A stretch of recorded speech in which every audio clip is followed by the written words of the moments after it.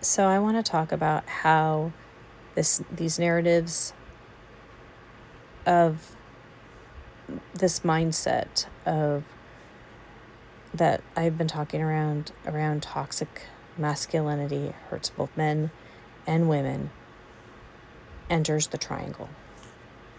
Now this is the victim predator rescuer triangle, and I'm going to tell you the sharp edges hurt like a motherfucker. They just do. You get poked with them, it hurts. So what's going on is when we train men that the narrative is you need to be rescued by a woman for whatever reason, or we train women that they need to be rescued by a man because that's also going on, what happens when they don't get rescued?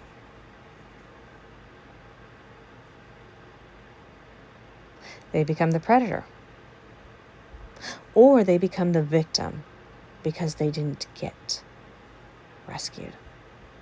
Most of the time they start to become the predator.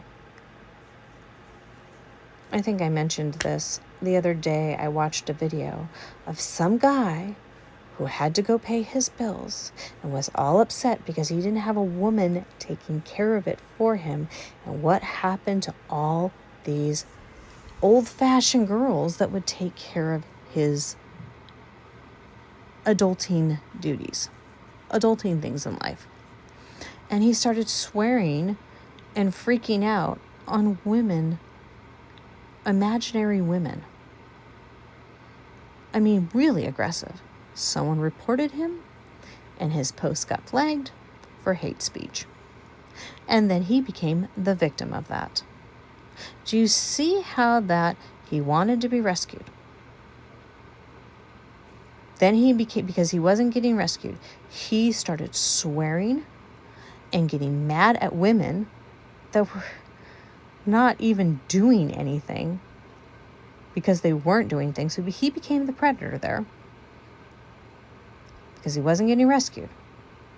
And then he became the victim because people took his video down because of how he was acting like a predator towards them, towards women.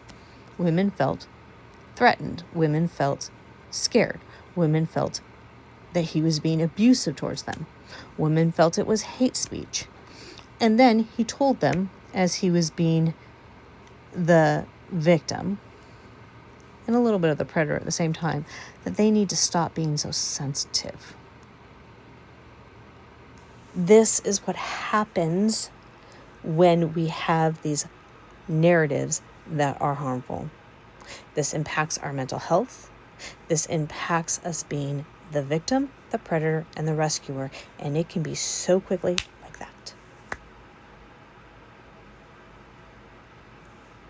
Like that. It can happen in your relationship. It can happen in your workplace. It can happen with your friends. It can happen anywhere. It can happen with your parenting and your children. So why are we continuing down this path? What does it serve? Well, I can tell you. It becomes like an addiction. Do you know pain and pleasure are almost right next to each other? They're pretty much right next to each other in the brain. I'm writing about this in my book.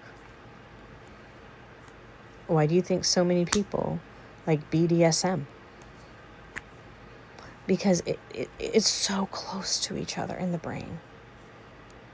And we get addicted to being in the triangle. We get addicted because we get fractured around these narratives, and in getting addicted, we get stuck in it because we can't take responsibility because we don't have the ability to respond, because we're not taught how to have the ability to respond. I'm going to give you an example of what some of that looks like. And this is off of this whole situation. I had a really rough week. I had someone who was very ableistic to me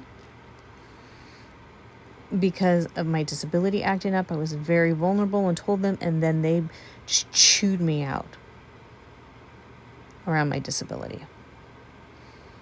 It was really sensitive that week because of it. And then someone sent me an email just saying, hey, we have to cut you off this list of going to this event, and just letting you know. So I emailed them back and I said, I know I'm neurodivergent, and sometimes things don't come off quite right.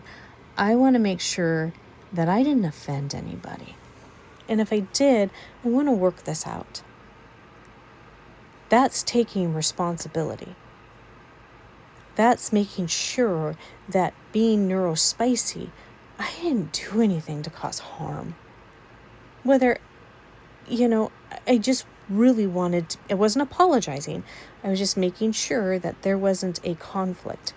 And that person came back and said, no, we had to cut out like 15 people. You were just one of them. And I was like, okay, thank you. Just wanting to clarify. That was uncomfortable. It was hard, but I knew I had to have the ability to respond to have peace. And even with that conflict that happened at that other get together with that other person, I said what my part was and what his part was. I took full responsibility, even with my disability, even with my struggle. And I made an appointment to talk to that person. That is the ability to respond, even when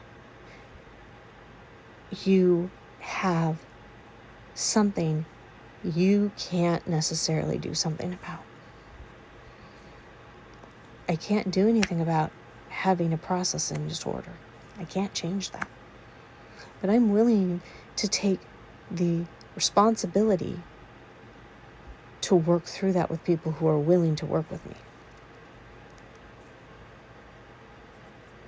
You see, these narratives are causing harm, and they're taking all of us into the triangle, and they're creating more of a divide.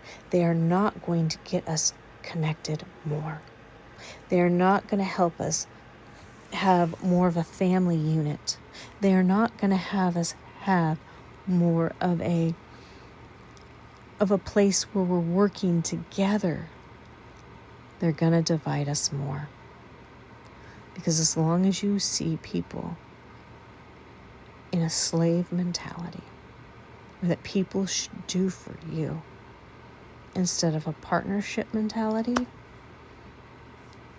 they're going to fight it. They just are. Because it only benefits one person. It's got to benefit both parties. And I'm just going to say that straight up.